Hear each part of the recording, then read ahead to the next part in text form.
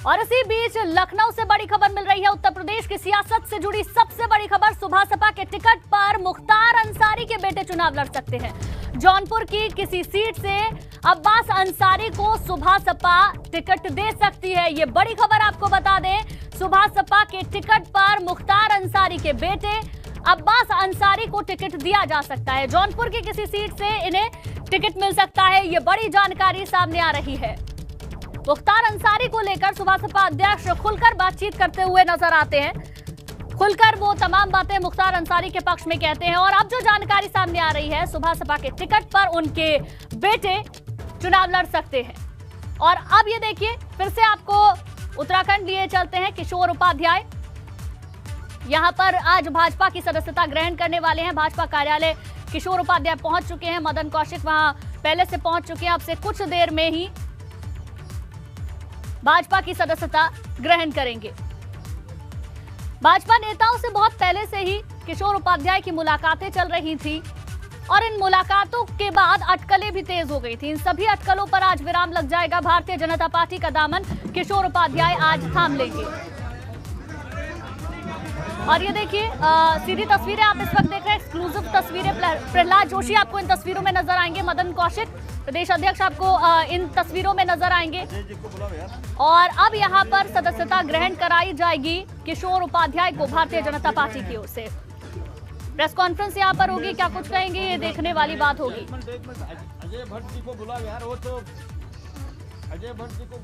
भाजपा कार्यालय से पहुंचने से पहले ज्यादा कुछ कहते हुए नजर नहीं आए किशोर उपाध्याय, लेकिन उन्होंने कहा कि ये मौन अब से कुछ देर बाद टूटेगा। अब एक प्रेस कॉन्फ्रेंस होगी।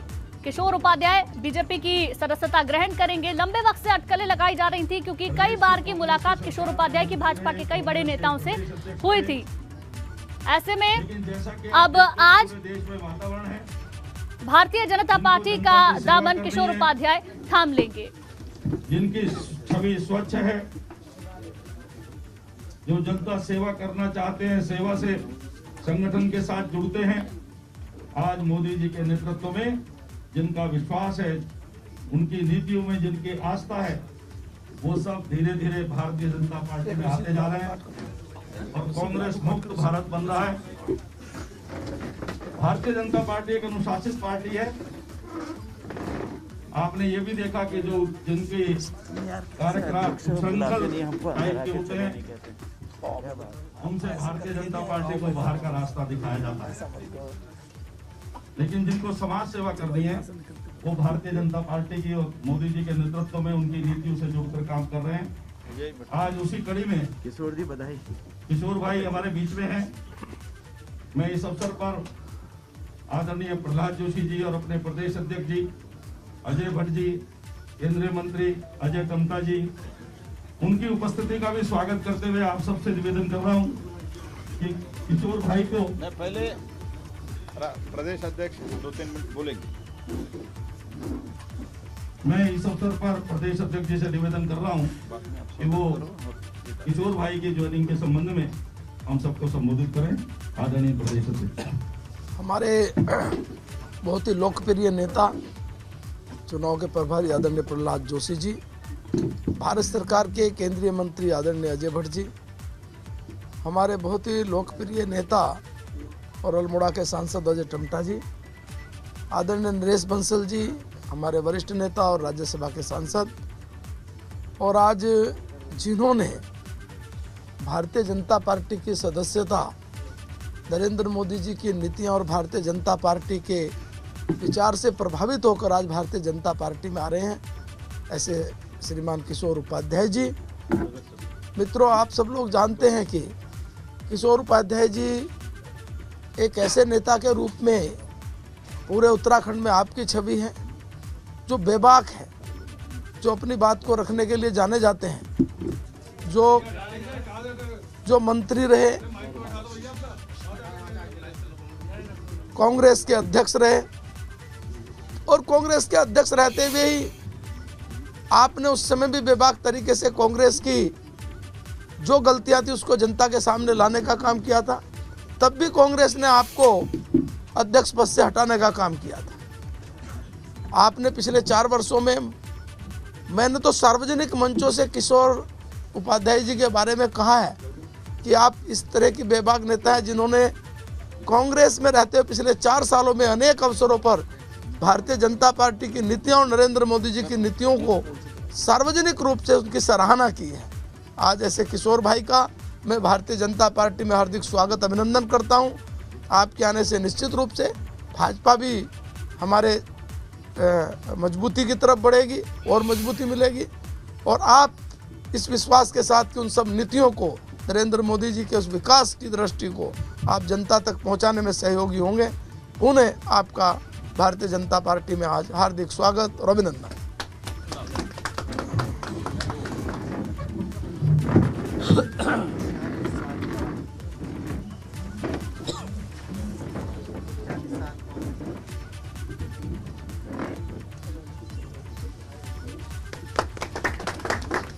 देखिए तस्वीरें सीधे आप देख रहे हैं, एक्सक्लूसिव तस्वीरें जहां किशोर उपाध्याय ने भारतीय जनता पार्टी की सदस्यता ग्रहण कर ली है। उससे पहले मदन कौशिक को आपने सुना।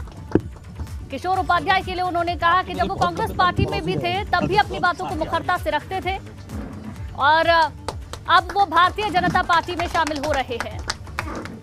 तो एक्सक्लूसिव तस्वीरें भाजपा दफ्तर से आप देख रहे हैं, देहरादून भाजपा दफ्तर से, जहां किशोर उपाध्याय ने भारतीय जनता पार्टी की सदस्यता ग्रहण कर ली है।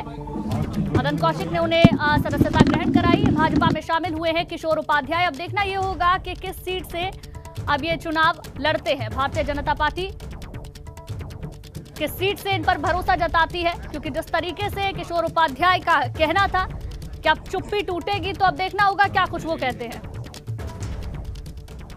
पहली विधानसभा में मैं और मदन कौशिक जी साथ में रहे। हमारे बहुत पुराने साथी हैं अध्यक्ष जी। यहाँ पर जो प्रभारी हैं इस महारंग के, और जिनका नाम ही प्रहलाद जी के बारे में कुछ कहने की तो आवश्यकता है नहीं, जो भगवान के, प्रभु के और यथा नाम तथा रूप प्रहलाद जोशी जी यहाँ पर हमारे बहुत लंबे समय से साथी, उत्तराखंड आंदोलन में भी, क्योंकि मैं उसका सिपाही भी रहा हूँ, बल्कि उसकी शुरू करवाने में एक गिलहरी जैसी भूमिका भी निभाई है बटोनी जी के साथ। अजय भट्ट जी, अजय टमटा जी मेरे पड़ोसी रहे हम सालों साल, और कभी ये नहीं लगा कि हम एक दूसरी पार्टी के हैं। बहुत ही प्यार से हम लोग साथ में रहे। हमारे बड़े भाई बंसल जी जो इसके सारे कार्यक्रम के कर्ता धर्ता हैं, आज मुझे ये लगता है कि प्रधानमंत्री जी ने, और आपको जानकारी है मेरे पत्रकार भाइयों में, हमेशा सरोकारों की राजनीति की है मैंने, और उन सरोकारों को लेकर के मैं आज कि वो सरोकार निश्चित रूप से प्रहलाद जोशी जी के नेतृत्व में, इन साथियों के नेतृत्व में, और वो खाली मेरे सरोकार नहीं है, वो टेरी गढ़वाल के सरोकार हैं जिसने विश्व का सबसे बड़ा बांध दिया है।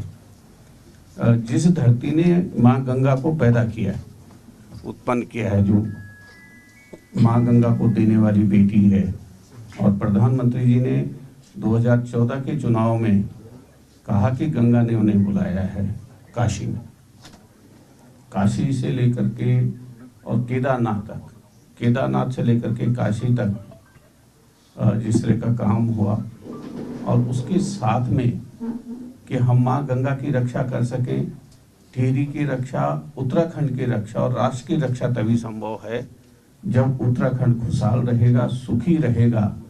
उस भावनाओं को लेकर के बड़े लंबे समय से मेरी चर्चा हुई वनाधिकारों को लेकर के, और इस समय क्योंकि चुनाव का वक्त है, मुझे भरोसा है कि मेरी जो भावनाएं हैं इस उत्तराखंड को लेकर के, उसका संरक्षण इन साथियों से भी और प्रधानमंत्री जी से भी मुझे मिलेगा, और उत्तराखंड एक नए सोपान प्रगति के तय करेगा। उसमें मैं एक गिलहरी की तरह जो भूमिका निभा सकता हूँ। प्रदेश में भाजपा की सरकार बन रही है, केंद्र में भाजपा की सरकार है, तो हम मिलजुल करके उत्तराखंड को देश का ही नहीं बल्कि विश्व का एक सर्वोत्तम प्रदेश बना सकते हैं। जल जंगल जमीन के जो मुद्दे हैं उनको लेकर के निश्चित रूप से मुझे संरक्षण मिलेगा। इस भावना को लेकर के मैं इस टीम के साथ शामिल हुआ हूँ और मुझे बड़ी खुशी है कि आपने मुझे विश्वास दिलाया है कि हम उन सब में एक सहयोगी की भूमिका निभाएंगे। मैं किसी की आलोचना नहीं कर रहा। 45 साल तक मैं जहाँ रहा, मैं उन सबका बहुत धन्यवाद देता हूँ और जहाँ मैं शामिल हो रहा हूँ निश्चित रूप से मेरी भावना की रक्षा होगी। मैं इन शब्दों के साथ आप सबको बहुत बहुत धन्यवाद देता हूँ। मैं हमारे प्रदेश के कुछ नहीं, अभी हो गए ना, और क्या बोलना है? किशोर जी, एक सवाल है। लंबे समय तक आप कांग्रेस में रहे और यह विचारधारा, इस विचारधारा का विरोध करते रहे। अब अचानक ऐसा क्या क्रांतिकारी परिवर्तन आ गया कि अब विचारधारा में शामिल हो रहे हैं, कह रहे हैं कि अभी ठीक है?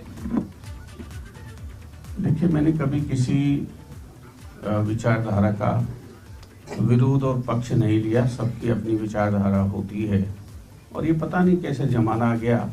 टेहरी ने तो जो राजनीति का रास्ता दिखाया, शायद आप लोगों को जो टेहरी के लोग यहाँ पर होंगे कि वहाँ एक होटल होता था पुरानी टेहरी में और सारी पार्टी के लोग जब चुनाव लड़ते थे उसी में ठहरते थे और खाली जो है एक दल के पास संसाधन होते थे।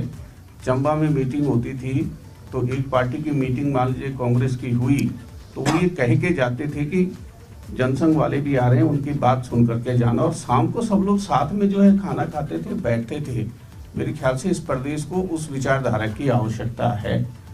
और मैंने विशेषकर इस बीच में मैंने जो आरएसएस का जो काम देखा, उत्तरकाशी में देखा, टेहरी में देखा और शिक्षा के क्षेत्र में देखा, तो मुझे वो बहुत अच्छा लगा। और मुझे भरोसा है कि जो मेरे सरोकार हैं, अगर उनको उनका आशीर्वाद मिल जाता है तो मेरी राह और आसान हो जाएगी, क्योंकि जीवन में हमेशा कोई नहीं रहता है। मैं ये चाहता हूँ कि जिस भावना से उत्तराखंड बना है उस भावना की हम रक्षा कर सकें। किशोर उपाध्याय जी, आप संगठन महामंत्री से मिलने गए थे, वीडियो वायरल हुआ था, उसके बाद कांग्रेस ने आपको तमाम दायित्वों से हटा दिया। तो आज इस पर कुछ बता दीजिए सर, क्योंकि वो बातें भी आपने तब से कहा कि एक ही दिन बताऊंगा। नहीं, मैं आभारी हूँ, मैं प्रहलाद जोशी जी का आभारी हूँ। और मैंने एक पत्र लिखा था प्रधानमंत्री जी को और मेरे साथियों ने कहा कि उस पर हम चर्चा करना चाहते हैं, भविष्य में इसमें क्या काम किया जा सकता है। और मैं तो स्पष्ट रूप से मैं न किसी से डरता हूँ और न मैं ये कभी ये परहेज और गुरेज करता हूँ कि किसके घर में चले गए, कहाँ चले गए। और आपकी मेरी अच्छी बातचीत हुई, लेकिन अब किस तरह से जो है मेरे ख्याल से मीडिया को भी थोड़ा सा जिम्मेदार होना चाहिए, जिम्मेदारी अपनी ठीक ढंग से निभानी चाहिए। उन्होंने इसको किस हिसाब से सारे उसमें वो कर दिया, कहीं आपका और मेरा साथ में बैठने का कोई फोटो नहीं, मैं बाहर निकल रहा था और उसी को अब जिन्होंने चिट्ठी लिखी इसका जवाब तो वही दे सकते हैं कि 45 साल की सेवाओं के बाद इस तरह की चिट्ठी लिखनी चाहिए कि नहीं लिखनी चाहिए। देखिए, मैं उस पर कोई टिप्पणी नहीं करना चाहूँगा। थैंक यू जी, धन्यवाद धन्यवाद हो गया जी। अभी आज का बहुत बहुत धन्यवाद। तो किशोर उपाध्याय को यहाँ आपने सुना, मीडिया के सवालों के जवाब भी देते हुए वो नजर आए। साथ ही साथ उन्होंने कहा कि उत्तराखंड के विकास के लिए हम काम करेंगे, उत्तराखंड की खुशहाली के लिए हम काम करेंगे। मेरा जो मिशन है जल जंगल का और जमीन का, उस पर मुझे उम्मीद है कि काम किया जाएगा।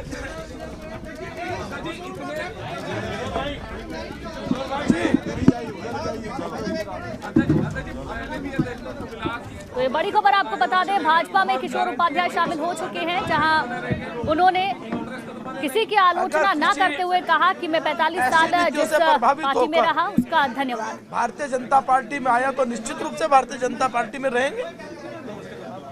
क्या टिकट दे रहे हैं, चुनाव मैदान में उतार रहे हैं बीजेपी के? अभी आधे घंटे बाद डिक्लेयर हो जाएगा। तो जो अपनी पार्टी के कार्यकर्ता नाराज है उन्हें कैसे मनाएंगे? भारतीय जनता पार्टी के कार्यकर्ताओं के साथ बातचीत लगातार हो रही है और निश्चित रूप से अभी आधे घंटे में पता चलेगा कि किसको टिकट वहाँ मिलेगा। वो भी जल्दी तो मदन कौशिक को यहाँ आपने सुना, एक बात साफ कहते हुए नजर आए कि अब से आधे घंटे बाद ये पता चल जाएगा कि डोईवाला की सीट और टेहरी की सीट से किसे चुनावी मैदान में उतारा जा रहा है। लेकिन जिस तरीके से उम्मीद जताई जा रही है उस हिसाब से टेहरी की सीट पर किशोर उपाध्याय को टिकट दिया जा सकता है। इससे पहले एक प्रेस कॉन्फ्रेंस हुई, भाजपा की सदस्यता किशोर उपाध्याय ने ग्रहण की। इसके साथ ही उन्होंने कहा 45 साल में जिस पार्टी के साथ रहा उसकी मैं आलोचना नहीं करूंगा, उनका धन्यवाद। और आगे अब मैं जिस पार्टी में जा रहा हूं मुझे उम्मीद है कि हम सब मिलकर एक साथ काम करेंगे। ये उस दौरान की तस्वीर आपको दिखा रहे हैं जब किशोर उपाध्याय बीजेपी में शामिल हुए थे। लेकिन अब देखना यह होगा, मदन कौशिक ने जिस तरीके से कहा कि आधे घंटे बाद यह साफ हो जाएगा कि किसको टिकट दिया जाता है। टिहरी गढ़वाल के विकास पर सरकार का फोकस है। किशोर उपाध्याय ने इस बात को अपनी बात में इंगित किया था। अब ऐसे में टिहरी को लेकर किसको चुना जाएगा ये देखने वाली बात होगी। डोईवाला की सीट से किसे चुना जाएगा ये देखने वाली बात होगी। उसके लिए आधे घंटे का इंतजार करना होगा। बहरहाल बड़ी खबर यही कि किशोर उपाध्याय लंबे वक्त तक जो कांग्रेस पार्टी में रहे, कई बड़े पदों पर रहे, उन्होंने कांग्रेस का दामन छोड़कर अब भारतीय जनता पार्टी का हाथ थाम लिया है। किशोर उपाध्याय भारतीय जनता पार्टी में शामिल हो चुके हैं। आधे घंटे में टिकट पर फैसला होगा, मदन कौशिक ने यह कहा।